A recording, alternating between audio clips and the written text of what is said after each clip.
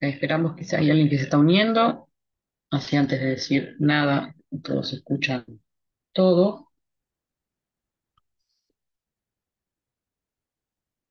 Ahí está. Bueno, buenos días. Bueno, espero que se encuentren muy bien. Vamos a empezar el curso de técnicas analíticas instrumentales 1. Y antes de empezar, necesito saber quiénes son los que cursan TAI Plan 2011. Yo soy Vanessa Montiel. Vanessa Montiel.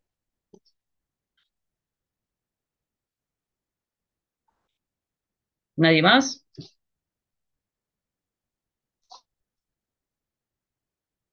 Vanessa, vos no recordás que alguien más. Vi en el campus que Ariel Mamani también tiene el mismo plan. Sí, pero Creo que Anabel Cabrera también. sí, ninguno de los dos está. Bien, Anabel, Vanessa, entonces, escúchame, antes que empecemos, viste que para que podamos hacer que tengas esa materia y no te pasen de plan, lo que hacemos es que vos curses una parte de TAI 1 y una parte de TAI 2 para acreditarte TAI de ese plan, ¿sí? Sí, Entonces, nosotros vamos a dar una serie de contenidos y en un momento te voy a decir, bueno, vos hasta acá y pasate a las clases de TAI 2 con Esteban. perfecto. Entonces espero el aviso. Claro, yo ya le aviso a Esteban que vos vas a estar compartida entre ambos, ¿sí? Porque si no te pasan de plan y tenés que hacer las dos materias, pero además me parece que tenés un lío bárbaro, ¿no? En las correlativas, me parece, ¿no? Sí, también hacer todas las del Claro, ciclo inicial de salud. O sea, bueno, claro, retroceder. por ejemplo, por eso. Entonces, vamos a tratar de zafar así la historia. ¿Te parece, Vanessa? Sí, perfecto. Bueno, buenísimo. Nosotros los temas tuyos incluyen, o sea, sí o sí te tenés que escuchar un tema en el medio que no pertenece a Tayuno, pero eh, cuando nosotros lleguemos a absorción y emisión atómica, ese es tu último tema en esta materia, ¿sí? Así lo anotás y cuando veas que estamos llegando, yo voy a hacer un cronograma y lo voy a subir, todavía no lo subí. Así que más o menos la idea es, en general lo coordino con Esteban para que las fechas de parciales se coordinen por esto mismo y sepamos cuándo te tenés que pasar a la otra materia, ¿sí? Perfecto, ya me lo anoté. Genial. Bueno, el resto están cursados todos técnicas analíticas instrumentales 1. Algunos ya conocen el sistema, porque han cursado el semestre pasado, o algún otro, por lo que veo, y otros son alumnos que es la primera vez que lo cursan. La materia, en grandes rasgos, se abarca eh, lo que son los métodos eléctricos y ópticos de análisis químico. Son métodos que vemos en términos de sus bases y fundamentos, ¿sí? Que hacemos algunos trabajos prácticos que son luego fundamentales para el desarrollo en el área bioquímica de aplicación. En esta parte de esta altura de la carrera y en esta materia, estos métodos los vemos en tono básico, aunque en general suelo darles algunas indicaciones de qué aplicaciones bioquímicas tienen las técnicas que estudiamos. Normalmente el comienzo de la materia suele ser un poco difícil porque las técnicas con las que empezamos suelen ser muy diferentes a los que vienen estudiando y la forma de estudiar es un poco distinta, pero de a poco lo vamos a ir llevando adelante. Es muy importante que tengan bastante presente el modo de calcular las concentraciones, cómo son las sales o las sustancias orgánicas e inorgánicas, y que tengan muy presente, sobre todo para esta primera parte, todos los conocimientos sobre eh, reacciones redox y pilas que vieron en química 2 y en química analítica. Si bien acá vamos a darle un vuelco diferente, pero es crucial que eso lo tengan bien presente. La materia tiene dos exámenes parciales con un recuperatorio cada una, ¿sí? La idea del examen es que en cada ejercicio obtengan un buen porcentaje de ese ejercicio y en caso de que uno de los temas sí quede, o sea, que un tema esté muy, muy bien y el otro tema que esté tomado esté muy, muy mal, según cómo esté balanceado ese examen, a veces podemos pedir que recuperen solo una parte del examen en la segunda fecha. ¿Sí? La materia se promociona, eh, al igual que todas, creo, es orgánica, ¿no? Pero nosotros no tenemos coloquio y promocionan la materia siempre y cuando obtengan la nota adecuada en los exámenes, ¿no? Eh, bueno, los seminarios, primer tramo del año los va a dar Janina Carballo, ¿sí? Todo lo que son los métodos eléctricos, y luego se va a dosar el jefe de trabajo para Ezequiel Mapelli, que en esta parte del semestre está dando TAI 2 junto a Natalia Matamoros, ¿sí? Y van a ver que se van a ir rotando de manera de poder articular ambas materias, ¿sí? Esta es una modalidad que implementamos este semestre. La idea es que, además de tener la impronta de los diferentes docentes, las materias se vean perfectamente articuladas para poder hacer un continuo y que no sean tan cortantes. Eh, entonces, esta primera etapa, Janina es quien los va a acompañar en los seminarios y cuando sea que haya que hacer laboratorios, estarán tanto Ezequiel como Janina o Nati y Janina, ¿sí? Bien. Las clases teóricas van a ser mayoritariamente virtuales, porque si bien yo pedí un aula para poder hacerla mixta, no puedo cambiar el formato de la cursada a esta altura. Entonces, van a ser virtuales, sin embargo, tenemos un aula disponible en el caso que en algún momento nos parezca, o les parezca sobre todo a ustedes, que es más ameno hacerlo de forma presencial. Lo mismo que inicialmente suelo armar un grupo de WhatsApp. Hay muchos de los chicos que están en un grupo y por ahí si quieren, los chicos que están en ese grupo que es el semestre pasado, podemos refrescar y adosar a algunos de los chicos que no están en el grupo, ¿sí?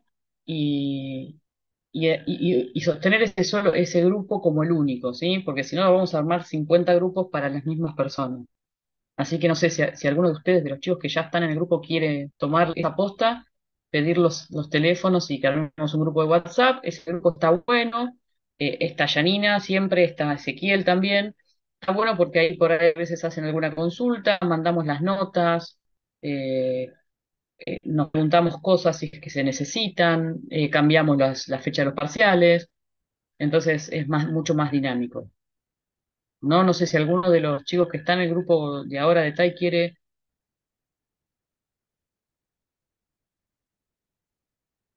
Ah, me mataste, eso es mucho laburo. No sé cómo se hace eso, Rodrigo. A ver, para. Tengo que tener abierto el WhatsApp web, ¿no? Yo voy a intentar lo que me está pidiendo. Rodrigo lo que está pidiendo es que pase la invitación del grupo por acá y así ustedes se agregan ustedes. A ver si me sale esto, Rodrigo. Hola, profe. ¿Cómo Sí, andas, Rodrigo? en WhatsApp, cuando abrís el grupo y vas a la parte que dice participantes, Sí, hay una parte que dice enlace e invitación al grupo. sí, pero tengo que tener abierto el WhatsApp web, ¿no? Para hacer esto. Desde acá. Sí, porque si no, como Eh, copio y pego, ¿no? claro, sí, si no es muy largo para Muy copiar a difícil, mano. claro. A ver. Ahí estoy tratando de hacer eso, así. Gracias por la. la No, por agilidad. nada. A ver si me sale, porque dice Rodrigo.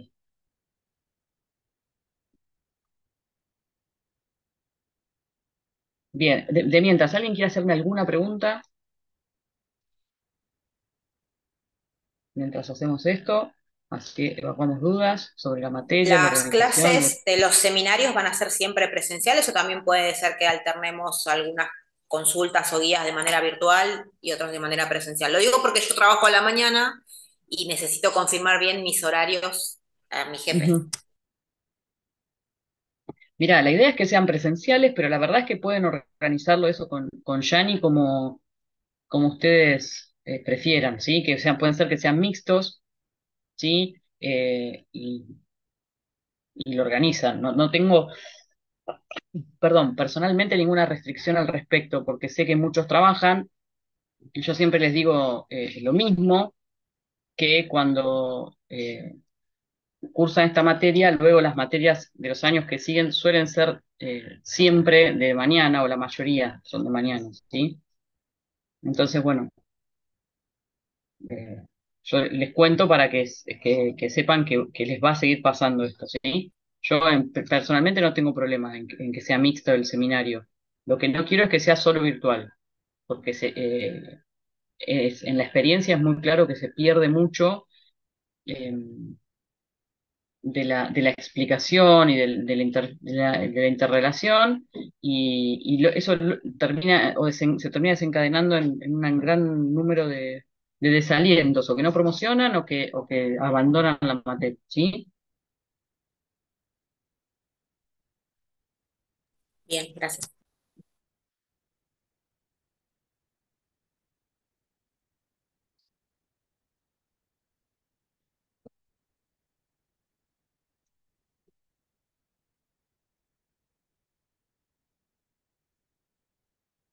Ah, ¿por qué no lo puedo hacer? ¿Sabes que no lo veo eso, Rodrigo?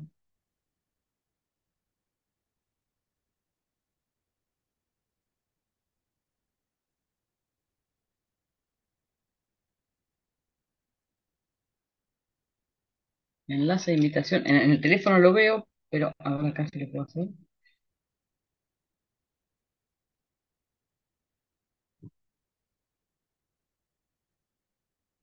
A ver si me sale, ¿eh?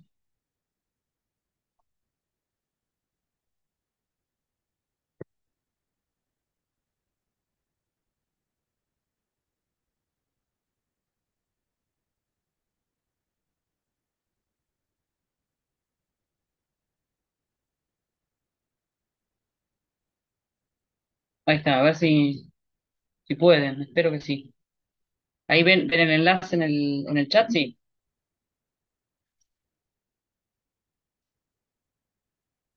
Sí, profe. Buenísimo, ahí se están adosando. Genial, bueno. Entonces ahí estamos, adócense a medida que vayan pudiendo, buenísimo, genial. Gracias, Rodrigo. Bueno, ¿no hay ninguna otra pregunta?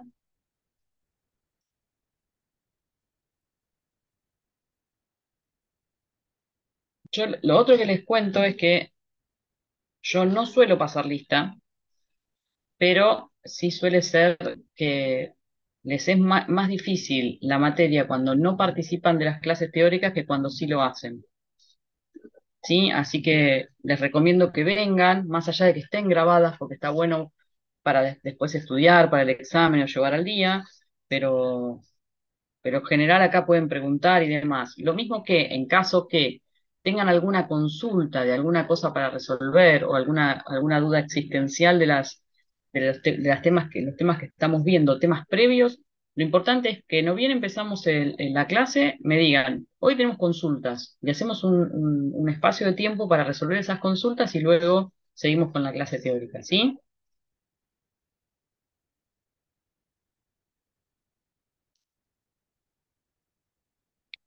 Bueno, si no hay ninguna otra pregunta, seguro que no hay más preguntas.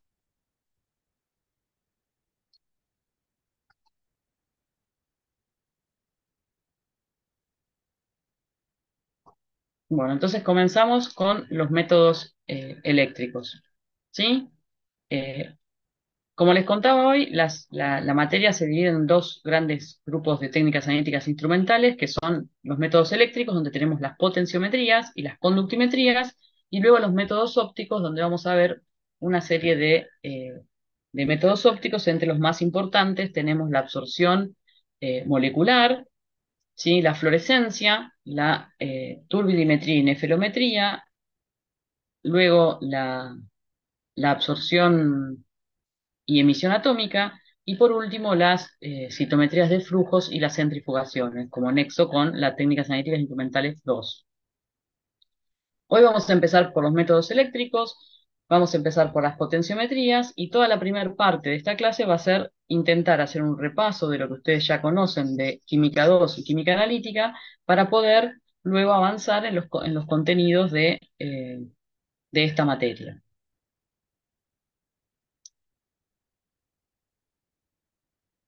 Ustedes se acuerdan que cuando hablamos de reacciones redox y o celdas galvánicas, había dos formas de hacer esta experiencia, de ver qué pasa con dos sustancias que son capaces de oxidarse o reducirse, y eso lo podemos hacer directamente mezclando el oxidante y el reductor en un vaso de precipitado, ¿sí?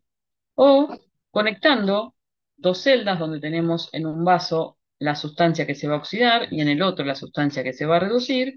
Podemos colocar electrodos en esos dos vasos y poner un equipo capaz de determinar el potencial que se está generando de ese proceso de óxido-reducción. En este caso particular, tenemos la reducción del cobre 2 a cobre 0 y la oxidación del zinc 0 a zinc más 2. ¿Sí? Profe, no se Sí. muestra la filmina. ¿No? ¿Por qué no te deja No. verla? Aparte, ahí sí, Ahora Ahí la sí. ves. A ver ahora. ¿Ahí la ven? ahí sí, sí. Ay, gracias por Sí. avisarme. ¿Listo? Y bueno, no era nada revelador, ¿no? Pero, pero bueno, se ve bien, ¿sí? Entonces, la forma de hacer la reacción es o mezclarla en un vaso, poner una piedrita de zinc en una solución de sulfato de cobre, o directamente armar la celda electroquímica, ¿sí? Lo que nos permite la celda electroquímica es que vamos a poder medir esa energía que está involucrada en forma de potencial en esta oxidación y reducción de estos analitos. Entonces, si nos abocamos a esa celda electroquímica y estudiamos un poco más cómo está construida, vamos a ver que en el compartimento del lado izquierdo vamos a colocar la sustancia que se oxida, ¿sí? Y es el ánodo, ¿sí? Donde el zinc 0 pasa a zinc más 2, mientras que del compartimento de la derecha vamos a colocar la solución de sulfato de cobre, que es la sustancia que se reduce a cobre 0 y es el cátodo, ¿sí? Ambos compartimentos se van a conectar por lo que se llama puente salino, que más adelante vamos a ver cuál es su utilidad, y se va a sumergir en cada uno de los compartimentos un electrodo de zinc en el compartimento del zinc y un electrodo de cobre en el compartimento del cobre 2. ¿Sí? Estos, estos dos electrodos se interconectan, ¿sí? Con un alambre y se conectan a un voltímetro, que es el instrumento capaz de medir el potencial, ¿sí? El voltaje. Los electrones van a fluir de ánodo a cátodo, es decir, de donde se generan a donde se necesitan, ¿sí? Y ese transporte de electrones son traducidos en el voltímetro con un potencial. Acuérdense siempre dónde se produce la oxidación y dónde se produce la reducción. Ese puente salino lo que nos va a permitir es que los iones que se empiezan a generar del compartimiento de la izquierda, es decir, los zinc más 2, y los iones que se están consumiendo del compartimento de la derecha, o estamos pasando de cobre 2 a cobre 0, van a generar una diferencia de carga.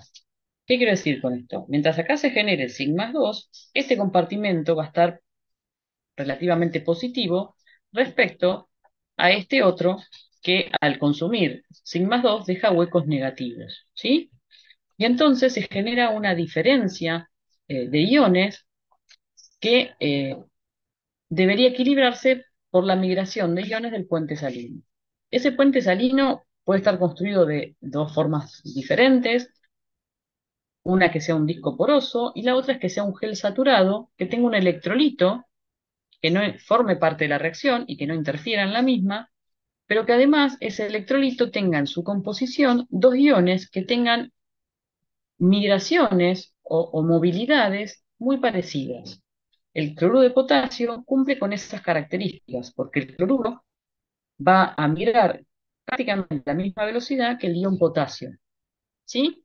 Y entonces, para equilibrar la carga, los cloruros negativos van a migrar hacia el compartimento que tenemos exceso de carga positiva, sigma 2, neutralizándola, mientras que los iones potasios lo harán en sentido inverso, de manera de neutralizar los huecos negativos generados por consumir el cobre 2. Esa diferencia de potencial que yo ahora puedo medir en ese voltímetro va a estar dado por la diferencia entre dos puntos A y B, ¿sí? Esa diferencia entre esos dos puntos A y B, es decir, entre esos dos lados de la pila, va a estar dada por el trabajo eléctrico que yo necesito para llevar la carga positiva desde un punto al otro, ¿sí? Cuando yo necesito llevar una carga positiva de un punto al otro, tengo que ejercer trabajo para desplazarla, ¿sí? Entonces esa carga dispositiva se desplaza espontáneamente desde A hasta B, ¿sí?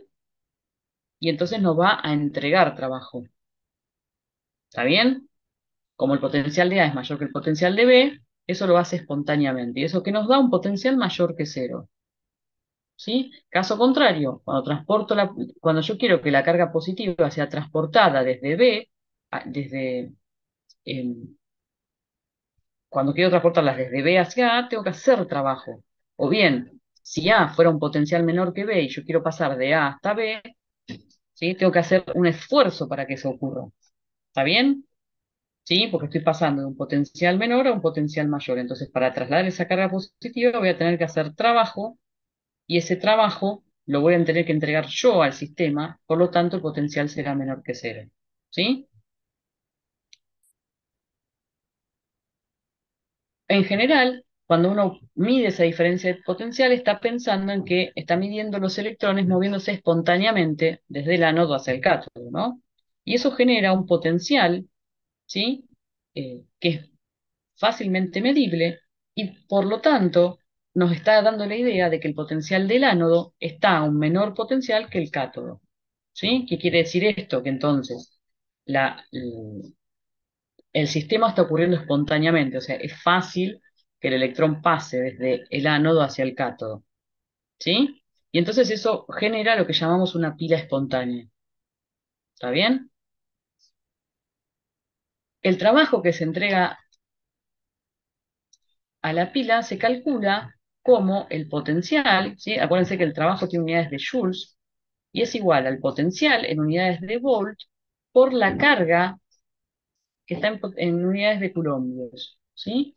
Y dicho de otra manera, esto se puede escribir como el número de electrones por los Faraday por el potencial, ¿sí? Y eso es el trabajo eléctrico que entrega el sistema o que le tenemos que entregar si fuese al revés el transporte de las cargas.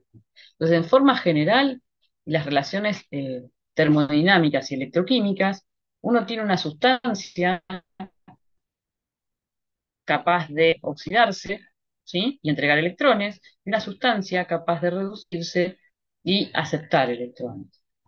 En forma genérica, si el número de electrones es diferente, deberíamos equilibrar las cargas entre estas dos hemireacciones, ¿sí? Una hemireacción que ocurre en el ánodo y la otra hemireacción que está ocurriendo en el cátodo para dar una reacción global como la que está aquí abajo.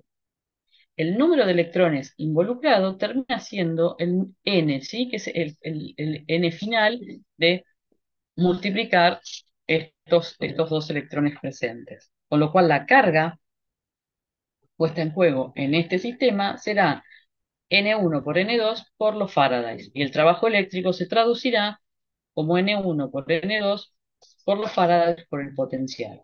¿Para qué nos sirve conocer el trabajo eléctrico? Bueno, en una reacción espontánea, el potencial es mayor que cero, dijimos recién.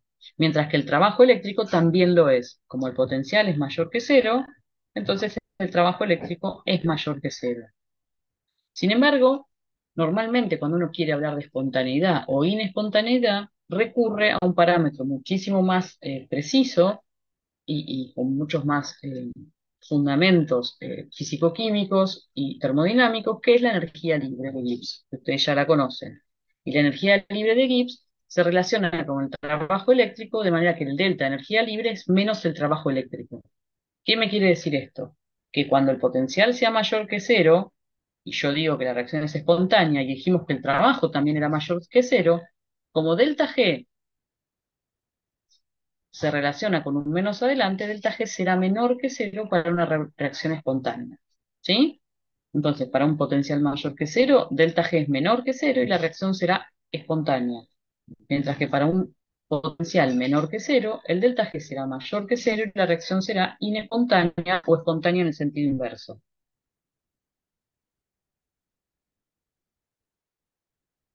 Ahora bien, cuando uno habla de potencial, también ustedes hablaron mucho de esto en otras materias, que se habla de potencial estándar de electrodo. Ese potencial estándar, en términos de potencial en forma general, es la tendencia que tiene una sustancia a ganar o perder electrones. ¿Sí? Entonces, cuando uno conecta dos semiceldas y mide el potencial normal de reducción, ¿sí? Ese es cero para cada una de las semiceldas, puede ver cuál es la tendencia de una sustancia respecto de otra a ganar o perder electrones. Para poder hacer esa tabla de potenciales que ustedes utilizaron en química analítica y química 2, estas celdas, la idea de la tendencia de algunas sustancias a ganar o perder electrones, se arma en referencia a un electrodo, ¿sí? Que se llama electrodo normal de hidrógeno.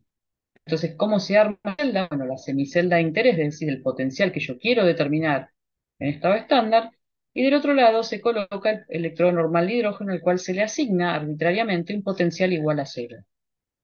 ¿Sí?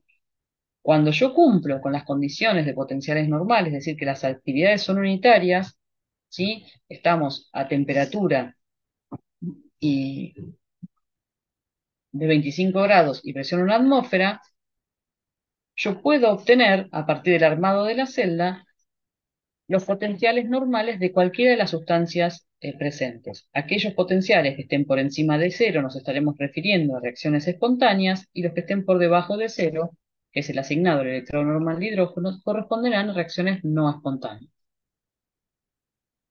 ¿Cómo es este electrodo normal de hidrógeno? ¿Cómo está construido? Bueno, es un electrodo que tiene una campana invertida, ¿sí?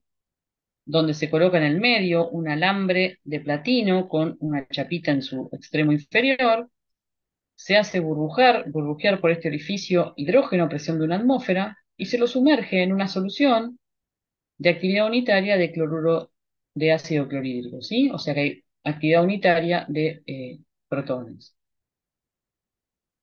Esa superficie catalítica del platino que está en contacto con la solución ácida de actividad unitaria nos permite tener una reacción de redox donde el hidrógeno molecular, que es el que está burbujeándose a través del orificio superior, a presión en una atmósfera, se oxida a dos protones más dos electrones. A esta reacción es a la que se le asigna un potencial normal igual a 0 voltios. ¿Sí? O sea, esta reacción se llama reacción de electrodo, porque es la reacción que representa este electrodo, ¿sí? Esta hemicelda. ¿Está bien? ¿Qué condiciones deben cumplir los potenciales normales para ser potenciales normales? Bueno, como dijimos hoy, todas las especies disueltas deben estar en actividad unitaria, y si son soluciones diluidas podemos aproximar esa actividad a la concentración y por lo tanto tendrán que tener concentración 1 molar.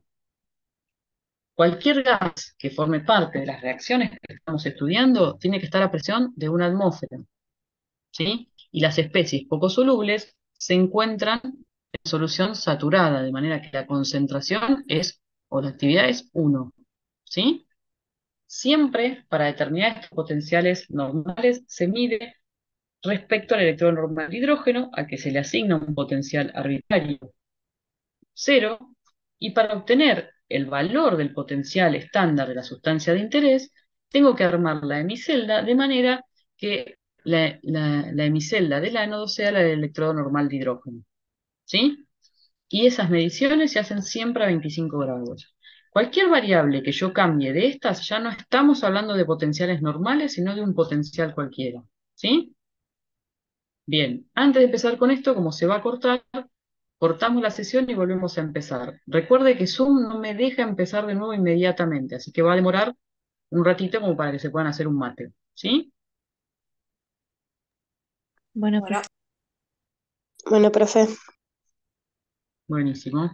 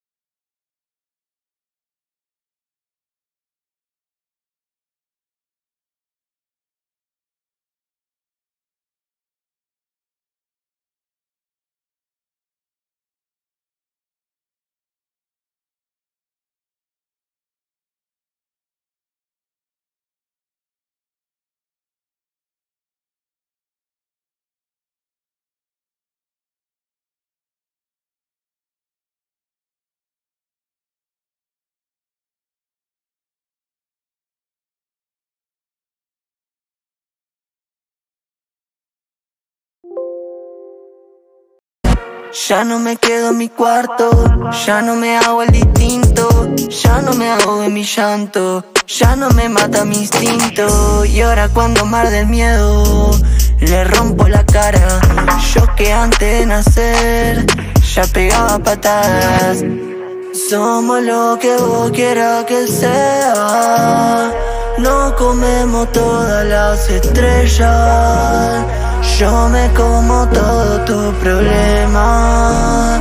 Nos convertimos en dos palmeras. Somos lo que vos quieras que sea. No comemos todas las estrellas. Yo me como todo tu problema. Nos convertimos en dos palmeras.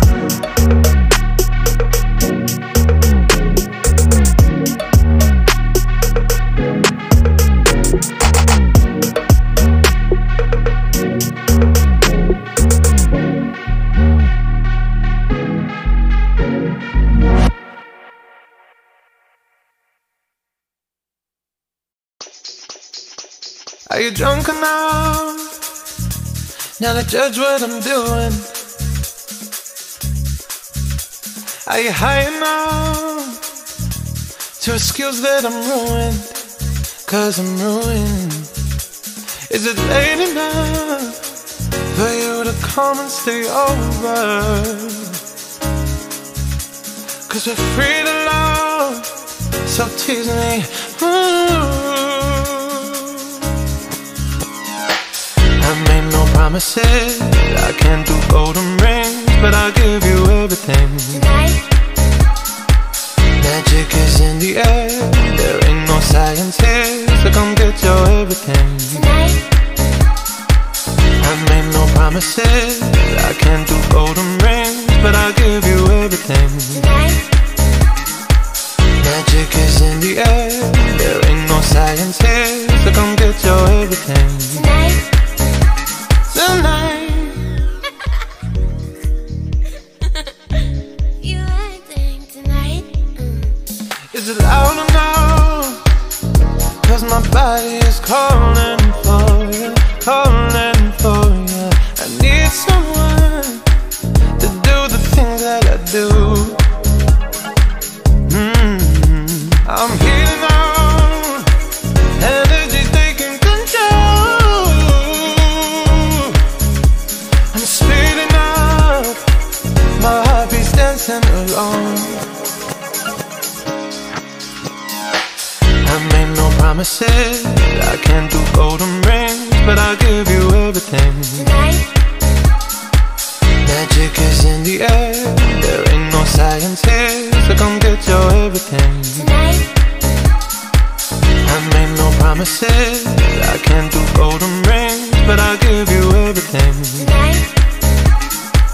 Magic is in the air, there ain't no science here, so come get your everything. Tonight. Tonight. You acting tonight. 'Cause I need a green light, day and night, say that you're mine. 'Cause I need your green light.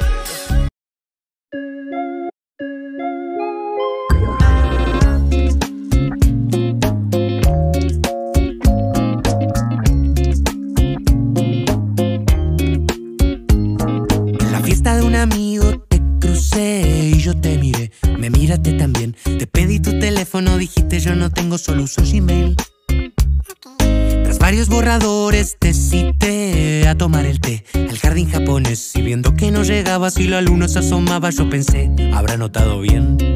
Pero te apareciste detrás de un bonsai, sin excusarte por la hora, dijiste, ¿cómo va? Y no sé si habrá sido el contexto floral o tu forma al caminar, pero yo me fui con vos, como Ícaro y el sol. ¿Será algo en el aire? En algún lugar de mi habitación escondí un color que inventé para vos. No sé su nombre ni cuánto brilla, pero sé que es tu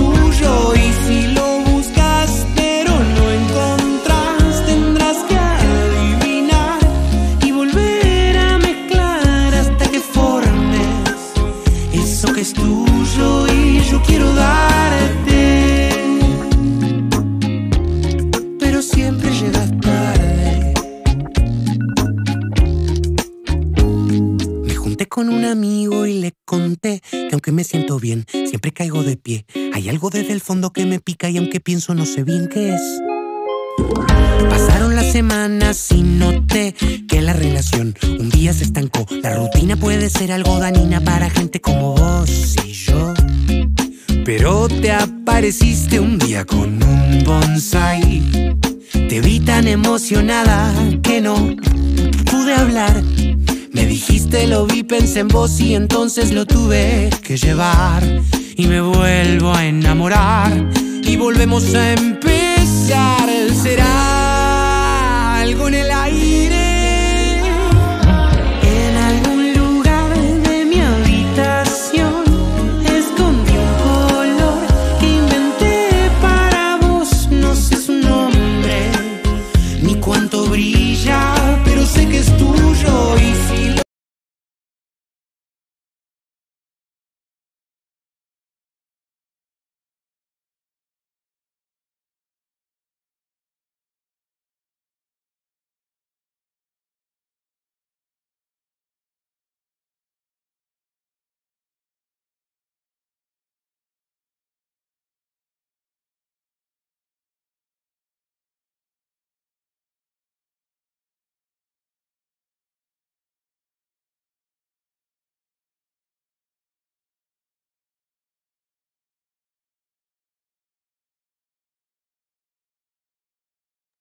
Esperamos un cachito que todavía hay algunos uniéndose. Me mató con los 9 minutos, chicos. Antes no hacía esto. Es un montón. Profe, aprovecho para pedirte tu Dale, mail dale. porque Sí, el que figura en el campus te escribí un rato a las 9 porque no me podía conectar y la no me casilla me llegó. rebotó. Ah, claro. No sé, ¿qué figura en el campus? Me mataste porque no me llegó nada. A ver, escribime Ya te este. confirmo a cuál es.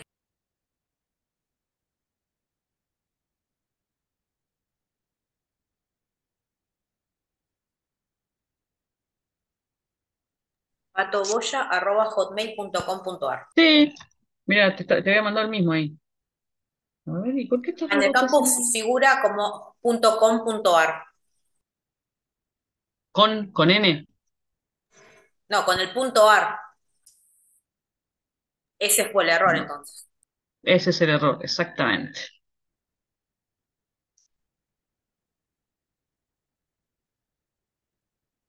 Ese es el error, perfecto. Ahí escribime, entonces. Perfecto, bueno, lo corrijo entonces, gracias. No, por nada. Igual escribime en el chat ahora, es más fácil. Sí, sí, pero antes de iniciar no tenía ningún contacto con vos Claro, y era lo único que tenía.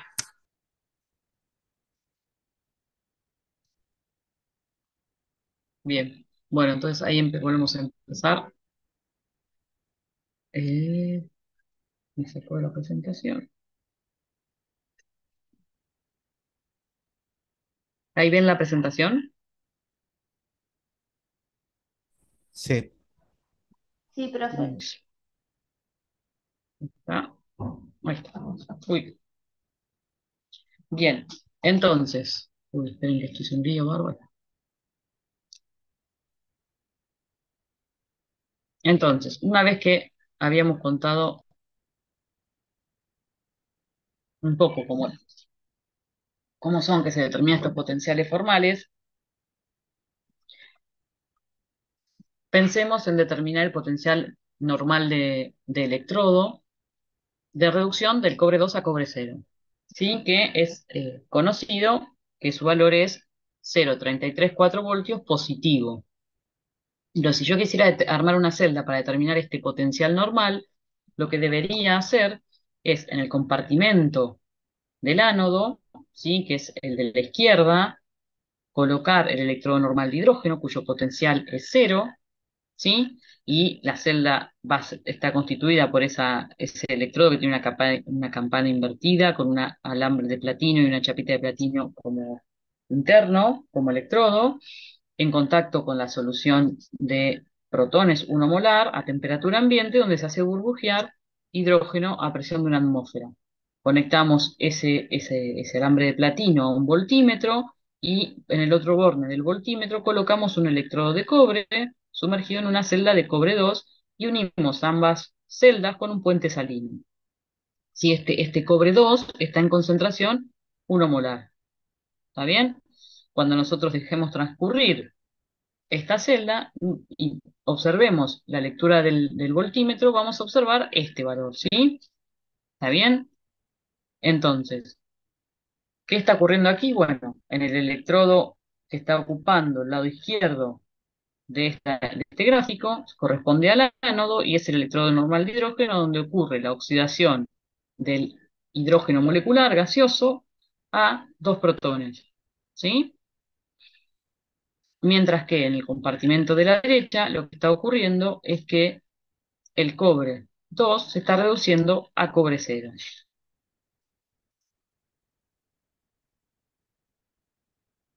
Ahora, ¿cómo uno va a saber si la reacción espontánea de estas celdas electroquímicas, ¿sí? Entonces, uno debe determinar ese potencial normal, si no, no podemos saber la espontaneidad. Y entonces utilizamos la tabla de potenciales, ¿sí? ¿Qué se obtiene? Con el mismo procedimiento de recién, colocando del lado izquierdo el electrón normal de hidrógeno y del lado derecho cualquiera de las sustancias que querramos determinar. ¿Sí? Entonces vamos a obtener una serie de valores de potencial que van desde valores negativos hasta valores positivos, siendo los positivos los espontáneos y los negativos los no espontáneos. ¿Sí? Entonces, para que la reacción ocurra en la celda, en el sentido que yo estoy pensando, deberíamos tener la certeza de que esa es la forma de conectarlos para que ocurra. Entonces, por ejemplo, fíjense, el potencial del zinc es menos 76,3, ¿sí? Y el del cobre dijimos que era más 33,4, ¿sí? Si yo conecto en el ánodo el zinc, ¿sí? O sea, es lógico que el zinc tiene menos tendencia a reducirse que el cobre, ¿no? ¿Están todos de acuerdo en eso? ¿Sí? Este tiene un potencial muy negativo y el cobre un potencial positivo. ¿Sí? ¿Me siguen todos? Sí. Bien, bien, entonces, si yo conecto esto del lado izquierdo, en el ánodo quiere decir que se va a oxidar, no a reducir. ¿Está bien? Entonces, y del otro lado, en el cátodo coloco el cobre, que es el que pienso que se va a reducir, es lógico que el potencial de esta celda me dé positivo. ¿Se entiende? Que sea espontánea. ¿Sí? Fíjense que cuando armé esta celda, decidí colocar la especie con menos capacidad de reducirse en el ánodo donde ocurre la oxidación, conecté ese alambre unido al electrodo de zinc a un voltímetro, que se conecta en el otro borne al electrodo de cobre, donde va a ocurrir la reducción, y aquí puse la solución de la sustancia con mayor capacidad de reducirse. ¿Sí? Y conecté ambas con un puente salino. ¿Sí? ¿Cómo determino ese potencial? Bueno, como ustedes ya saben, como el potencial de la celda en el estado estándar va a ser el potencial del cátodo menos el potencial del ánodo. Si en el ánodo yo puse el electrón normal de hidrógeno, esto es cero, ¿sí? Con lo cual, directamente estoy midiendo el potencial de la hemicelda de la derecha, ¿sí? Si la celda que conecté es la anterior, que teníamos zinc y cobre, el potencial del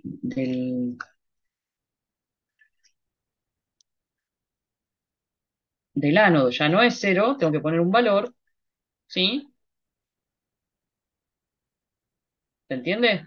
El valor de reducción del zinc, perdón, de oxidación del zinc, y acá, de reducción, pero de la oxidación del zinc, y acá el de reducción del cobre, ¿sí? Me dará el potencial estándar de la celda. ¿Por qué hablamos de potencial estándar? Porque esto está en las condiciones estándares, ¿sí?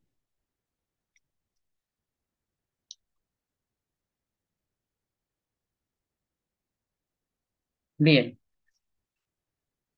Ahora bien, cuando uno no está en la situación estándar, es decir, a cualquier otra concentración, pero sí a 25 grados, tiene que poder obtener la relación entre la concentración y el potencial de alguna manera sencilla. Y en este sentido, Nernst encontró la forma de expresar matemáticamente el comportamiento que encontrábamos cuando conectamos una celda electroquímica y la hacemos transcurrir.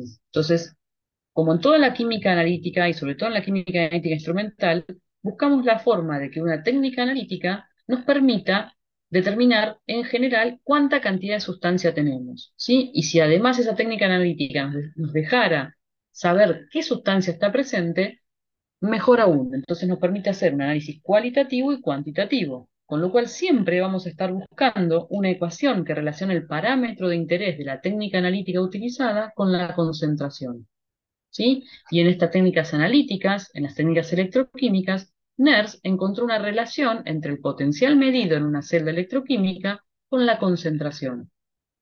Entonces, para una reacción química cualquiera, en condiciones de presión y temperatura constantes, pero no tiene que ser específicamente la estándar, si tengo una sustancia A, que hay A moles de A más B moles de B, para darme productos C moles de C y D moles de D, la variación de la energía libre, ¿sí? En un equilibrio químico, ustedes saben que es igual a RT por el logaritmo de Q, ¿sí? Cuando hablamos de una reacción redox, ese delta G es el delta G al estado estándar más RT por el logaritmo de Q, donde Q no es la constante de equilibrio, sino que es el producto de las concentraciones de los reactivos dividido de las concentraciones de los productos, ¿sí? Y nos queda que el delta G, la variación de energía libre en cualquier estado, es igual a la variación de energía libre en el estado estándar más RT por el logaritmo del cociente de las concentraciones de productos sobre reactivos. Acuérdense que delta G0, cuando hablamos de reacciones redox, los podemos escribir, dijimos hoy, como el trabajo eléctrico, menos el trabajo eléctrico.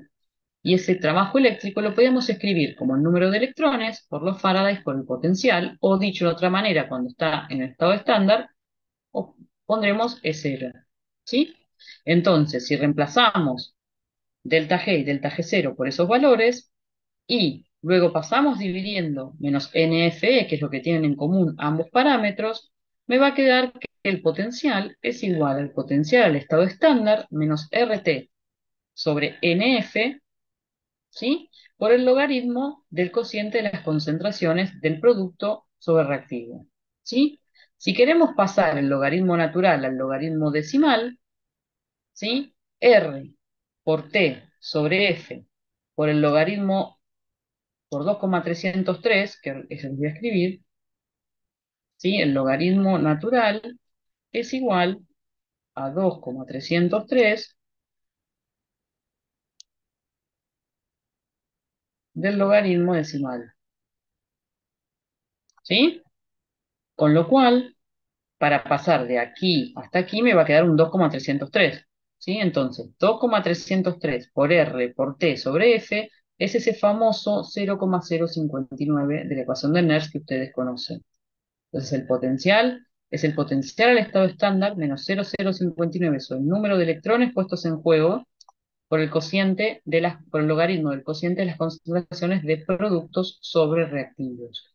Esto es lo que está ocurriendo en la celda completa, ¿sí? La oxidorreducción que estamos mirando. En particular, cuando la reacción alcanza el equilibrio electroquímico, no se mide ninguna diferencia de potencial. En ese punto, el cociente de las concentraciones es igual a la constante de equilibrio. Y entonces el potencial al estado estándar será 0,059 sobre n por el logaritmo de la constante de equilibrio. Solo en el equilibrio electroquímico, ¿sí?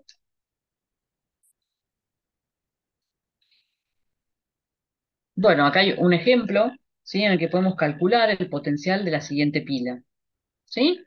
Y la constante de equilibrio de la reacción redox.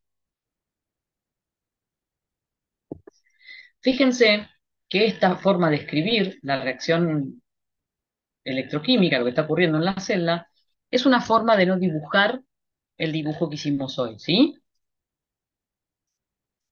¿Por qué? Siempre que tengamos una interfase, vamos a colocar una barra. ¿Sí? Entonces imaginémonos una celda, puente salino, otra celda, electrodo, otro electrodo, voltímetro,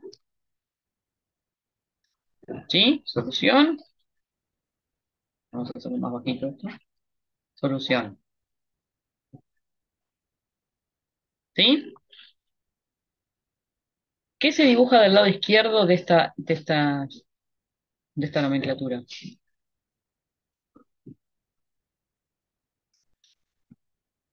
¿Qué parte de la hemicelda es esta? ¿El ánodo o el cátodo? El cátodo.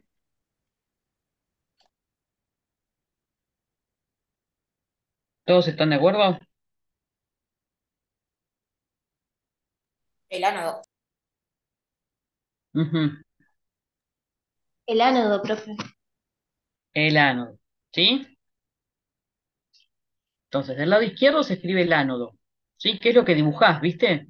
No me acuerdo quién contestó el Ay, cátodo, perdón, pero no profe. No, importa. estaba pensando del lado derecho yo, profe. No importa. Igual no se preocupen. Si se equivocan no pasa nada. Pregúntenme, digan, libérense, que lo importante es que nosotros vayamos corrigiendo las cosas, ¿eh? No se compliquen.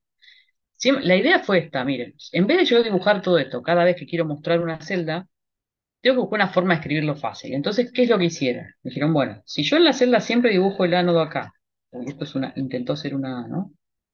Y el cátodo acá, entonces la escribo de izquierda a derecha como escribo normalmente.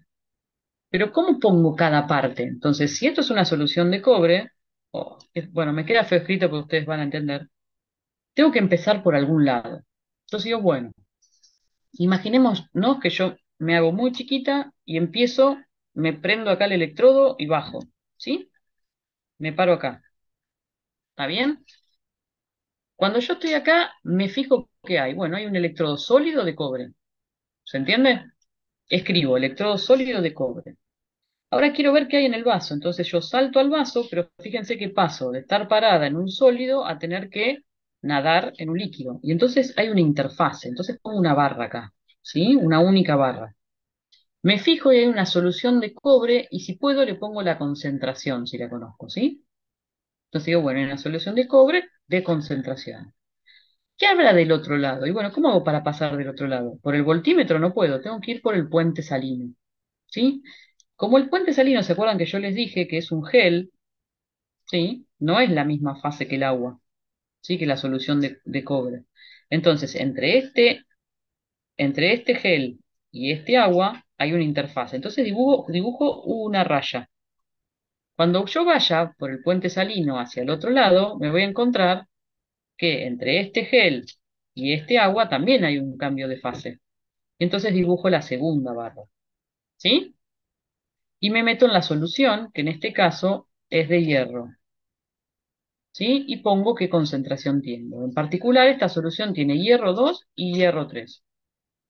Por último, me subo al electrodo y para eso tengo que cambiar de nuevo de fase y dibujo la siguiente barra y el electrodo es un electrodo de platino, ¿sí? Y entonces lo escribo. ¿Se entiende cómo se escribe? Y me queda esta forma de escribir, ¿sí? Genial. Bien, en este ejercicio nos dan los potenciales de reducción del cobre y de reducción del hierro, ¿sí? ¿Está bien? ¿Podemos calcular el potencial? Sí, porque tenemos las concentraciones, ¿está bien? ¿Sí?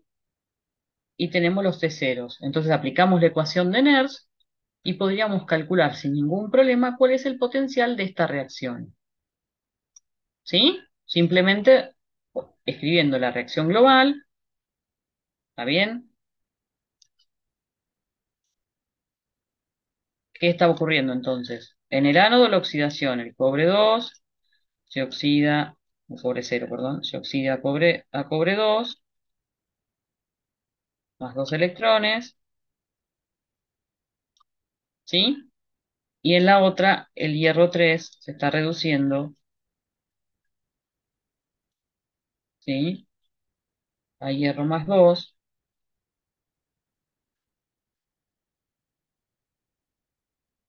¿sí? Y ponemos un electrón acá, ¿sí? Como esta tiene dos electrones y este tiene uno, hay que multiplicar por 2 y hay que hacer la global. ¿Está bien?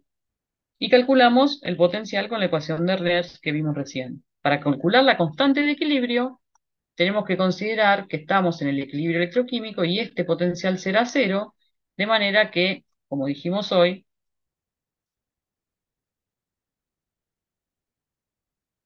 L0 va a ser 0,59 sobre n por el logaritmo de k y despejamos k de acá. ¿Sí? ¿Me siguieron todos? ¿Podrían hacerlo sin ningún problema? Sí, el n que consideramos es 2, ¿no? Claro. ¿Sí? ¿Todos pueden? Sí, profe, Sí. está ahí, sí. Genial. Bueno, entonces, avanzamos un poquito ahora en las potenciometrías, donde vamos a ver un poco qué tipos de electrodos tenemos, porque no solo esos electrodos sencillos que solían usar en las materias previas son los que existen, vamos a ver electrodos y sensores, vamos a ver medidas directas potenciométricas y vamos a ver medidas indirectas donde hay una titulación de por medio y la técnica de detección del punto final es la potenciometría. ¿Sí?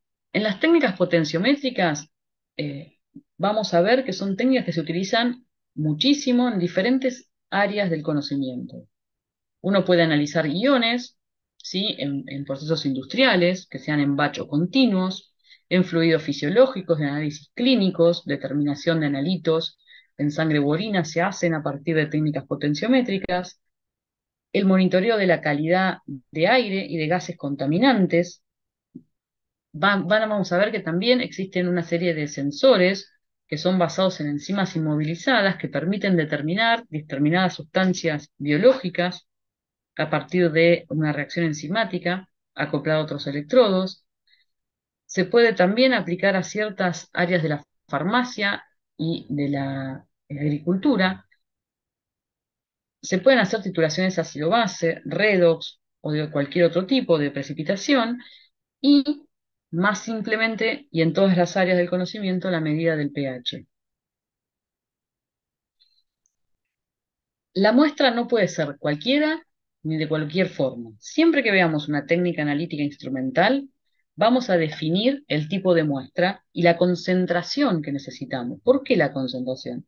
Bueno, porque los equipos analíticos tienen lo que se llaman un límite de detección. ¿Qué quiere decir eso? Que por debajo de ese valor no puede detectar el analito, ¿sí?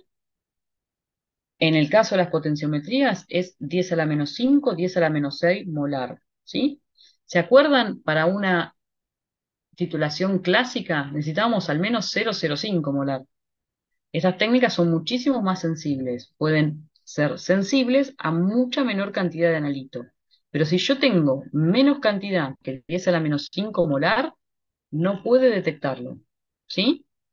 Y también suelen tener un límite de cuantificación, y ese límite es cuando la relación entre, en el caso de la potenciometría, perdón,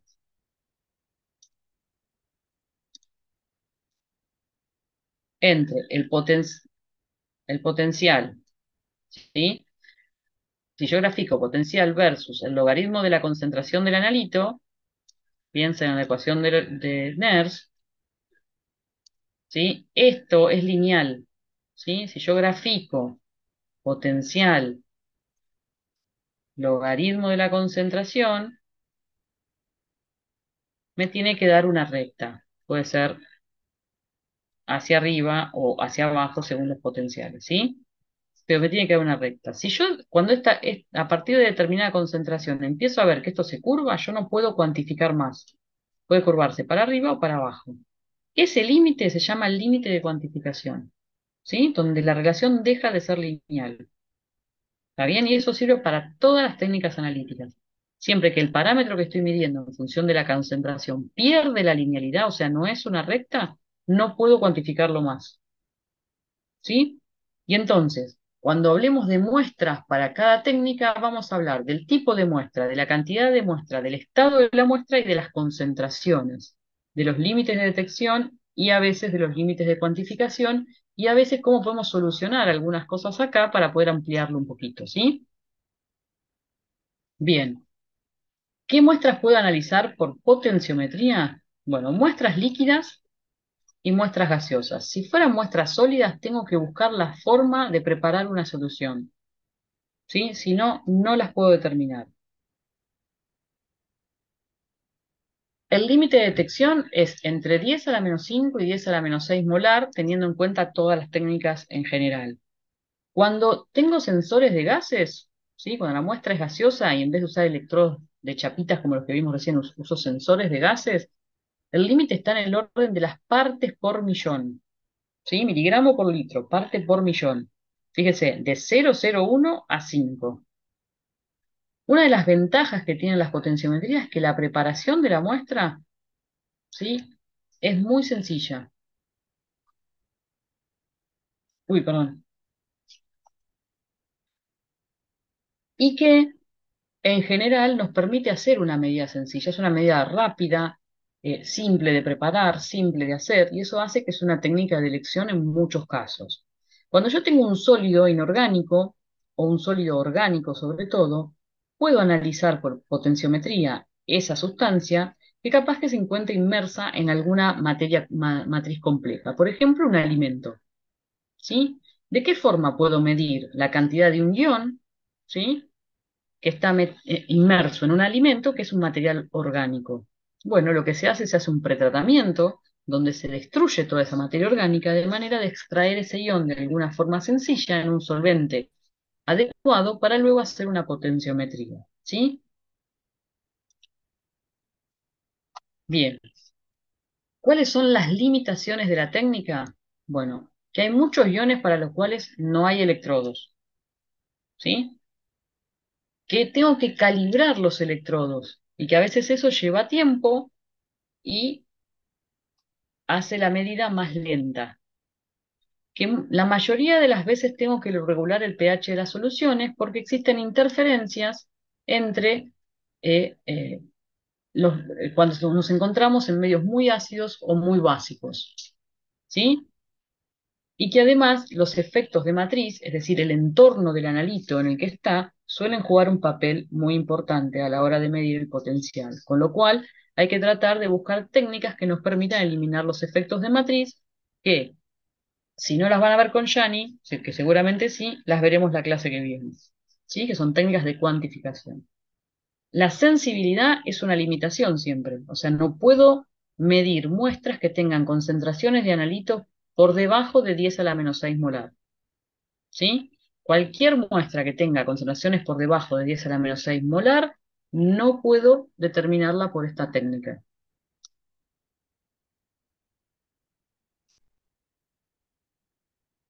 ¿En qué se basan estas técnicas potenciométricas? Obviamente en la medida del potencial de una celda electroquímica cuando no circula corriente, ¿sí? La corriente I es igual a cero o aproximadamente cero. Entonces es la medida del potencial de la celda electroquímica cuando no circula corriente apreciable. Y se dividen en dos grandes grupos: las medidas directas de potencial de electrodo y las medidas indirectas por cambio del potencial a medida que agrego un reactivo titulante, ¿sí? O titulaciones potenciométricas. Las medidas potenciométricas directas, que son las más sencillas, las puedo llevar a cabo cuando tengo un electrodo indicador, que es el electrodo que es sensible al cambio de la concentración de la especie que me interesa. ¿Sí? ¿Está bien?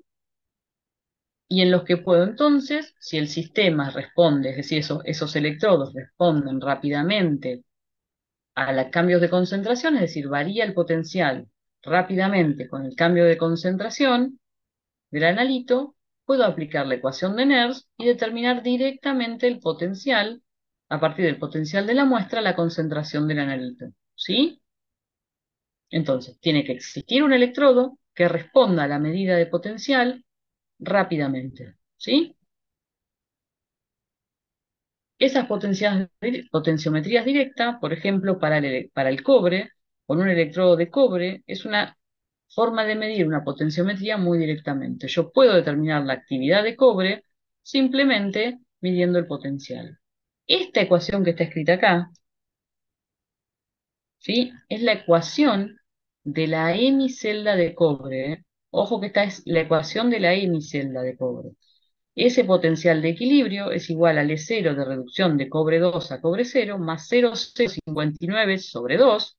¿Por qué? Porque lo que estoy pensando acá es que el cobre 2 más 2 electrones se reduce a cobre 0. ¿Sí? ¿Está bien? ¿Me siguen hasta ahí?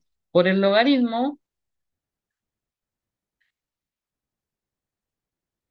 de la actividad de cobre. ¿Sí? Fíjense, no me importa dónde está puesto en la celda el cobre. A mí lo que me importa es que para poder determinar su concentración, voy a escribir la ecuación de NER de la hemicelda y siempre cuando escriba la de la hemicelda, es decir, la de la hemireacción, voy a escribir el logaritmo de la actividad de la especie reducida sobre la oxidada. ¿Sí? Si yo escribiera la reducida sobre la oxidada, ¿qué me quedaría acá? 1 sobre la concentración de cobre 2. ¿Me siguen? Como lo dio vuelta, le cambió el signo acá. ¿Sí? Entonces, el potencial de equilibrio de ese electrodo va a ser el potencial de ese electrodo, va a ser el de esa hemicelda. O sea, el electrodo indicador está en una hemicelda. Y entonces escribo la ecuación de Nernst para esa hemicelda. Cuando la escribo, siempre escribo el logaritmo de la concentración de la especie reducida sobre la oxidada. Acá está la oxidada arriba porque dio vuelta el signo. ¿Sí? ¿Se entiende? No es producto sobre reactivo, sino reducido sobre oxidado en la hemicelda. ¿Sí? Bien, en esas potenciometrías directas, la medida se efectúa a partir del electrodo de indicador, ¿sí? Como el que estábamos viendo recién, y del otro lado, ¿qué se pone? Bueno, del otro lado tengo que poner lo que llamamos electrodos de referencia. Si yo hubiese puesto el electrodo normal de hidrógeno, que es una referencia, es al que le asigné potencial igual a cero, ¿sí? Es mi referencia. ¿Qué es la referencia? Bueno, como la regla, yo para decir cuánto vale en centímetros qué medida tiene algo, yo estoy refiriendo ese número al cero. ¿Se entiende? Y la referencia es ese cero. Si yo cortara la regla, ustedes me dicen, yo puedo medir igual. Si yo apoyo la regla, ¿sí? Si tengo esta varilla y apoyo la regla acá, supongamos que la regla se cortó en el número 2, ¿sí? Y si acá a este límite llego al 5, ¿sí? Ustedes van a decir, bueno, el palito este mide 3. ¿Está bien? 3 respecto a qué, a la referencia, pero siempre tengo que tener una referencia. Lo mismo les pasa a las potenciometrías. La medida de potencial no es absoluta. Yo no puedo agarrar solo este pedazo de la celda y medir el potencial. Siempre se mide en referencia a algo. ¿Está bien? Es el potencial de esto respecto a lo que está del otro lado. ¿Sí? Y entonces de este otro lado se suelen poner electrodos de referencia que tienen potenciales constantes y conocidos. ¿Sí? Por ejemplo, el electrodo normal de hidrógeno. En este caso hay otro que se llama electrodo de calomel saturado, que lo vamos a ver la clase que viene. ¿Sí? Y entonces, para medir una potenciometría directa como la que estábamos hablando recién, coloco en el cátodo la especie que me interesa y en el ánodo siempre van los electrodos de referencia. ¿Sí? Conecto la celda como siempre. ¿Está bien? Y escribo la ecuación de la hemicelda, como dijimos recién, va a ser el potencial, ¿sí? Igual al E0 menos 0,059 por el logaritmo del cobre 0, que es la especie reducida, sobre cobre 2, y si lo doy vuelta, sobre 2, ¿no? Si lo doy vuelta, me queda un más acá, ¿sí? Bien, esas medidas de potenciometrías directas ocurren siempre y cuando yo tenga un electrodo indicador para la especie de interés. En el caso del cobre, voy a medir de manera que el potencial del electrodo de cobre me da información certera sobre la concentración de cobre en la solución. ¿Sí? Esto lo puedo usar siempre que tenga electrodos metálicos reversibles, como el de cobre, el de plata, el de cadmio o el de mercurio. ¿Mm? Son indicadores de sus propios iones, y a esos electrodos se los llama electrodos de primera especie. ¿Existen muchos electrodos de primera especie para todos los metales? No, de hecho existen para muy pocos. ¿Sí? En general, en estas potenciometrías, yo para cuantificar, si tengo todos los datos, no hay ningún problema, pero lo mejor que puedo hacer es una curva de calibración. ¿Qué es esto? Bueno, es armar una serie de matraces donde yo compro una solución patrón, de cobre en este caso, y armo en una serie de matraces soluciones de concentraciones crecientes. ¿Sí? Los escribo en forma bestial como 1, 2 y 3 a los matraces, ¿sí? Pero la concentración va creciendo. ¿Qué hago luego? Bueno, armo mi celda con mi electrodo de referencia, mi electrodo indicador, las conecto, les pongo el puente salino, etcétera. Y de este lado, acá siempre el de referencia, siempre el electrodo de referencia. Y acá es siempre el indicador. Lo que voy cambiando es la solución. Primero pongo la 1, mido el potencial. Entonces me da E1. ¿Sí? Para la solución 1. Para la solución 2 obtendré, ¿qué hago? Lavo esto, coloco la solución del matraz 2 y obtengo el potencial 2. ¿Sí? Y así sucesivamente. Yo conozco la concentración porque la armé yo la solución. Si yo grafico el potencial en función del logaritmo de la concentración, voy a obtener mi recta, una recta de calibración, ¿sí? El potencial, logaritmo de la concentración. ¿Está bien? Esa recta, supongamos que es así, ¿qué me permite? Que cuando yo ponga mi muestra en un matraz, ¿sí? Donde tengo perfectamente su volumen y está la muestra contenida ahí, pero no sé su concentración, coloco esta solución en el compartimento de la izquierda, donde está el electroindicador, y mido el potencial. Ese potencial, el potencial de la muestra ahora, me fijo, lo busco acá, entro a la recta y cuando lo refiera a este lugar, voy a obtener el logaritmo de la concentración. Despejo concentración y obtuve la concentración de esta muestra.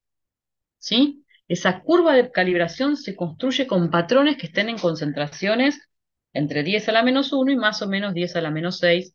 Dice 10 a la menos 9 para exagerar la curva y permitirnos ver qué pasa acá abajo, ¿sí?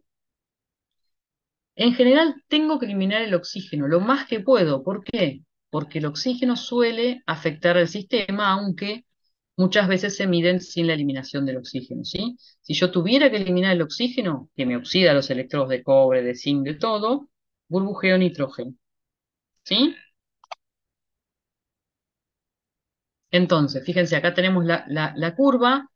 Fíjense que por más que yo mida, acá no va al cero. ¿Por qué no va a cero? ¿Cuánto vale esto? Este es el E0. ¿Por qué? Fíjense en la ecuación de Nernst. Potencial igual al E0 menos 0,059 sobre N por el logaritmo de la concentración. Por el logaritmo de la concentración. ¿Sí? ¿A mí me siguen? Cuando la concentración es cero, ¿sí? Perdón, el logaritmo de la concentración es cero. Cuando esto es cero, es decir, cuando me voy hasta este punto, todo esto es cero. O sea que todo este término no está. Fíjense que el potencial es el E0. ¿Sí? O sea que donde corta al eje Y en el E0. ¿Sí? ¿Qué pendiente tiene esta recta? Bueno, esta es la pendiente. Si esta es la ordenada al origen, esta es la pendiente. ¿Sí? 2, sobre n, que es lo mismo que poner 0,059 sobre n. ¿Sí? Bien.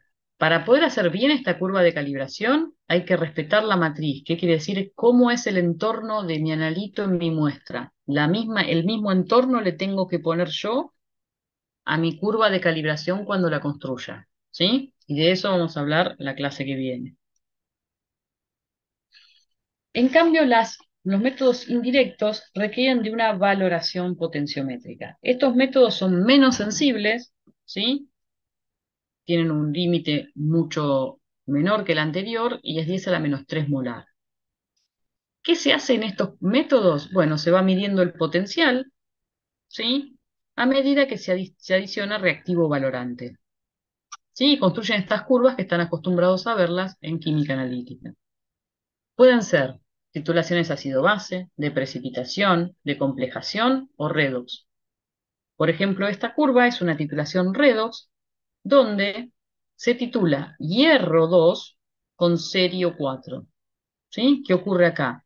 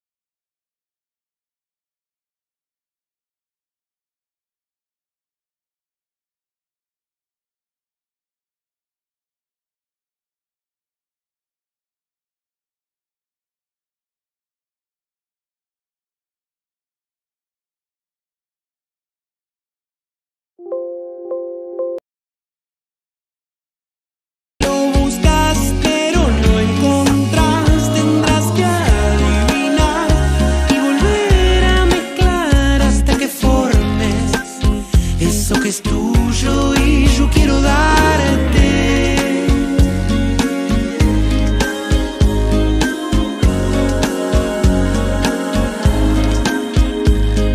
¿Será algo en el aire o quizás solo sos vos?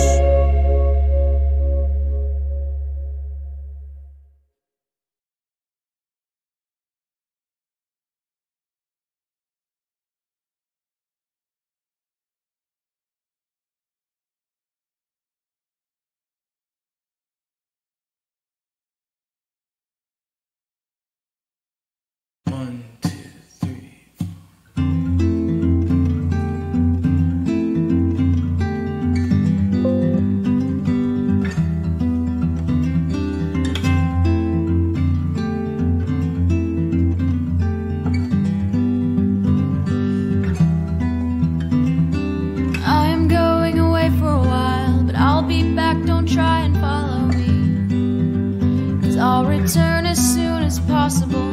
See, I'm trying to find my place, but it might not be here where I feel safe. We all learn to make mistakes and run from them, with no direction. We'll run from them, with no conviction.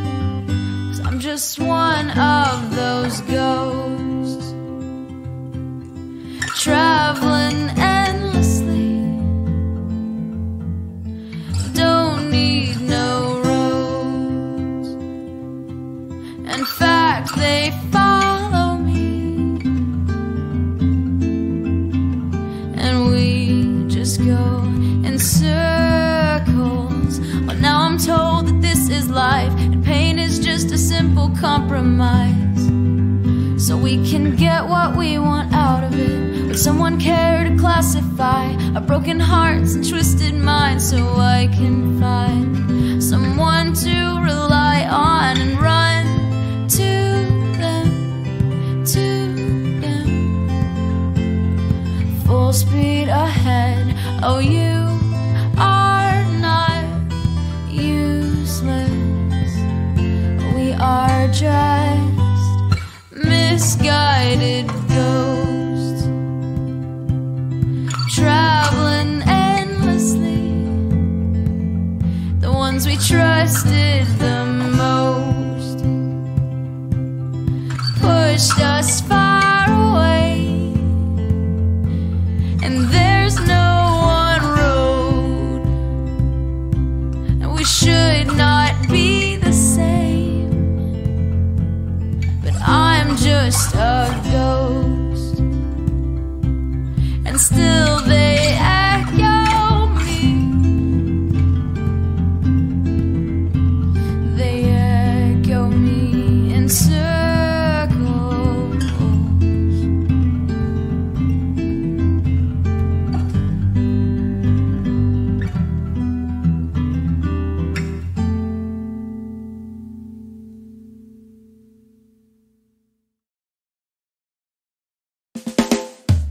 Hay tantas cosas que me hace sentir, las palabras sobran, me falta valor.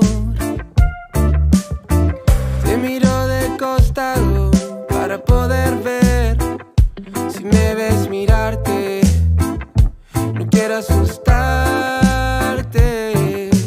Veo tus heridas, se parecen a las mías, yeah.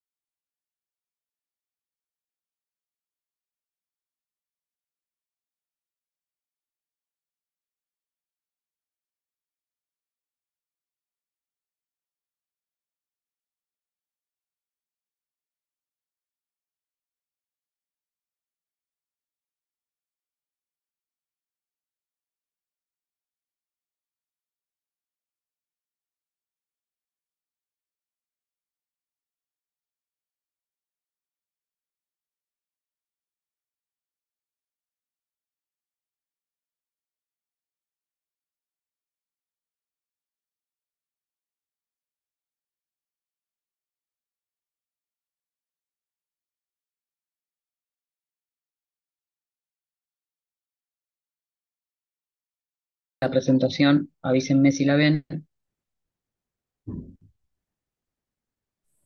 Sí, se ve. Ahí la ves. Me voy para atrás hasta ese punto que me marcaste. Es así, vos querés determinar cobre de una muestra, ¿sí? Entonces vos en un matraz vas a tener tu muestra que tiene un volumen perfectamente medido, porque si no, no vas a poder referir la concentración, ¿sí? Esta concentración es la que vos no conocés, es desconocida, ¿sí? Pero vos sabés lo que querés medir, porque si no, no podés armar la celda. Yo quiero medir cobre, por ejemplo. Entonces, ¿qué haces? Comprás un patrón, una sustancia patrón de cobre, ¿sí? Y armás de esa sustancia una serie de matraces, ¿sí? ¿Está bien? De distintas concentraciones de patrón, ¿sí? De ese que compraste vos. Creciente, matraz uno, matraz 2, matraz 3. A cada una de estos matraces, donde vos conocés la concentración, le medís el potencial, ¿sí? Entonces, ¿qué datos vas a tener? La concentración la conozco y el potencial lo medí, ¿sí? Entonces vas a tener tu tablita. Para la concentración uno el potencial uno. Para la concentración 2 el potencial 2. ¿Entiendes? Con estos datos construís eh, esta recta, ¿sí? Esa recta la construís con los puntos de los matraces que construiste vos de las concentraciones de los patrones, ¿sí? Luego agarrás tu patrón, perdón, tu matraz de la muestra, que vos no conocés la concentración, ¿sí? Le medís el potencial a esa solución muestra y con ese potencial, el valor de ese potencial de la muestra, lo buscas en este eje, en la escala de este eje. Suponete que te da este, ¿sí? Lo que haces es interpolás, vas hasta la recta, bajás, bueno, pero recto, no como hice yo recién, perpendicular al eje, y este valor es el logaritmo de la concentración. Despejás el logaritmo y sacás la concentración en tu matraz, ¿sí? ¿Se entiende, Rodrigo? Ah, bueno, sí. Gracias, profe. Ahí se entendió. No, por nada. Gracias por la pregunta.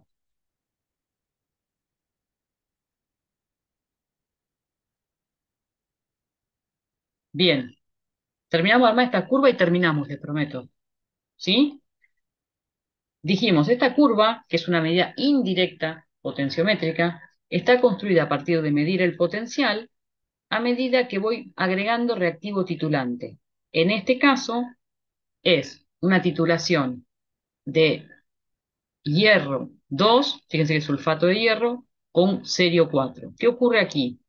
El hierro 2 a medida que yo agrego, voy a dibujar acá, supongamos que este vasito tiene hierro 2, lo dibujo como analítica básica. Hierro 2 y titulo desde bureta con cerio 4. ¿Sí? ¿Qué va a ocurrir en la redoxesa? Bueno, el hierro 2 va a pasar a hierro 3 más un electrón, mientras que el cerio 4, ¿sí? Más un electrón se va a reducir a cerio 3. ¿Sí? Esto es lo que ocurre en esa reacción. ¿Cómo se arma la celda? Bueno, pongo el electrodo de referencia, ¿sí? Lo conecto a un potenciómetro, armo el puente salino también, lo sumerjo en la solución que tiene el hierro 2 y acá pongo la bureta, ¿sí? Que es donde van a caer las gotas de cerio 4. ¿Se entiende? Acá está el electrodo indicador y es la hemicelda que es sensible al cambio de la concentración de mi analito que quiero determinar, la concentración, y acá pongo la referencia para que la medida de potencial sea correcta. ¿Se entiende? A medida que goteo, el voltímetro me da un potencial. Entonces, cuando yo no agregue nada de volumen de serio 4, el potencial que mido acá es simplemente el potencial de esta solución que tiene hierro 2 respecto al electrodo de referencia. Por eso parte de acá. ¿Sí? En este caso es 450, ojo que está en milivoltios. ¿Sí? Bien. A medida que yo empiece a agregar serio 4, se va a empezar a formar hierro 3, y entonces en el vaso tengo hierro 3 y hierro 2. ¿Sí? El potencial se va a mantener constante porque va a estar gobernado por la especie que esté más concentrada. Y hasta el punto de equivalencia, o a medida que me estoy acercando, lo que hay más es hierro 2. O sea que el potencial se va a parecer al del hierro 2 hasta que yo empiece a consumirlo cada vez más, y cuando lo consuma todo, ¿sí? ¿Qué hay en el vaso? Hierro 3 y serio 3. ¿Se entiende? Y ahí voy a tener lo que llamamos salto de potencial, porque ahí el potencial ya va a depender de la concentración de otros iones presentes. ¿Sí? Mientras que antes del punto de equivalencia, lo que hay en el vaso es hierro 2. ¿Sí? Estoy agregando, pero no llegué al punto de equivalencia. ¿Qué tengo? Hierro 2. ¿Sí? Hierro 3, que se está formando. ¿Me siguen? Y, ¿qué más? Serio 3. ¿Se entiende? Eso es lo que hay en el vaso antes del punto de equivalencia. ¿Me siguen hasta acá todos? Con lo cual, la ecuación de Nernst depende de la concentración de estas tres cosas. ¿Van bien? Sí. Genial. Cuando yo me pase del punto de equivalencia, ¿sí? Me pase del valor del volumen del punto de equivalencia, ya no tengo más eso en el vaso. ¿Qué tengo? ¿Hierro 3? Sí, tengo. ¿Hierro 2? No tengo más. Lo consumí todo. ¿Está bien? No tanto como para que me consuma el vaso, pero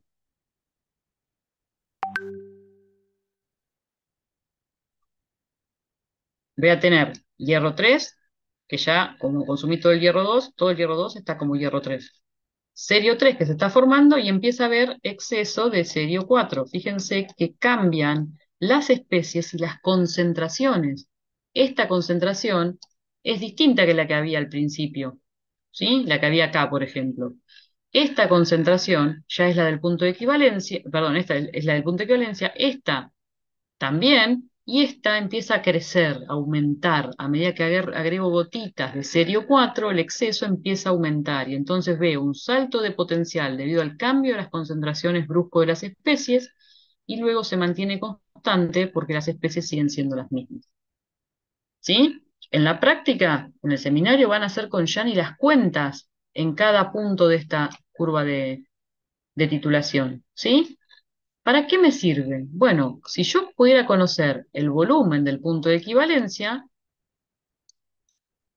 como la concentración del reactivo titulante la sé, ¿sí? Y el volumen lo mido en la bureta, y sé la alícuota que utilicé de la muestra que estoy titulando, con el volumen del punto de equivalencia podría determinar la concentración de mi muestra de hierro 2. ¿Cómo obtengo ese volumen del punto de equivalencia? Bueno, hay distintas técnicas. Una es trazar tangentes a los puntos cercanos al salto del punto de equivalencia, que sean perpendiculares entre sí, bueno, se pueden hacer que tangentes, perpendiculares entre sí, perdón, paralelas entre sí. Trazo una perpendicular de manera a obtener dos triángulos iguales. Justo no me dio, ¿no? A mí, pero a ustedes tiene que dar. El lugar donde se cruzan, este punto, me voy hasta abajo de ese punto, lo dibujo mal. Y este es el volumen del punto de equivalencia. ¿Sí? Una vez que construí esto, fíjense que esto es potencial, volumen agregado, ¿eh? No es logaritmo de la concentración, volumen agregado. Construyo la curva, trazo las tangentes a los puntos cercanos, que son paralelas entre sí.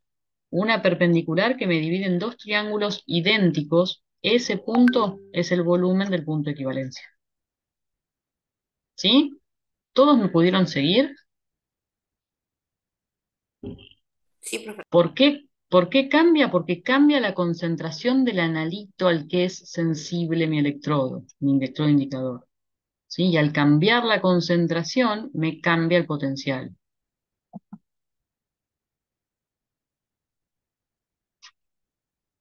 Bien, la clase que viene vamos a ver qué problema nos trae el potencial de junta líquida y otros potenciales que están presentes, y entonces vamos a entender un poquito por qué hay que calibrar los electrodos. ¿Está bien? En forma general, pueden hacer el primer seminario, ¿sí? Que lo van a hacer con Yani el miércoles que viene. ¿Está bien?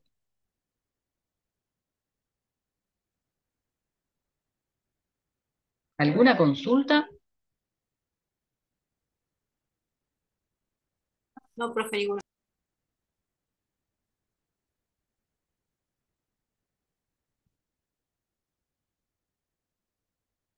Sí, siempre la vas a dibujar igual. Siempre vas a poner el electrodo de referencia en el ánodo y el electrodo indicador en el cátodo. No importa si es espontánea o inespontánea. Después en el E0 sí vas a usar los de reducción.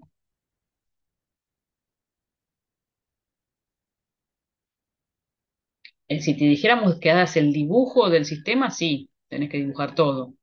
Normalmente te pedimos que hagas el esquema, ¿viste qué es eso? Electrodo, barra, solución, doble barra. En general te pedimos eso. Te decimos, haga un esquema, es eso. Haga un dibujo que te pedimos que la dibujes. Ahí está. El primero que vemos en la clase que viene es el de repaso de conceptos de electroquímica, exactamente.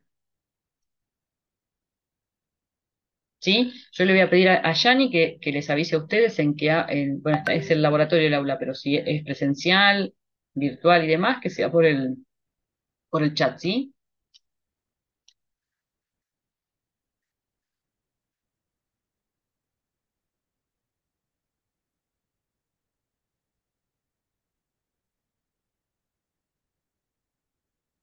¿Alguna otra pregunta?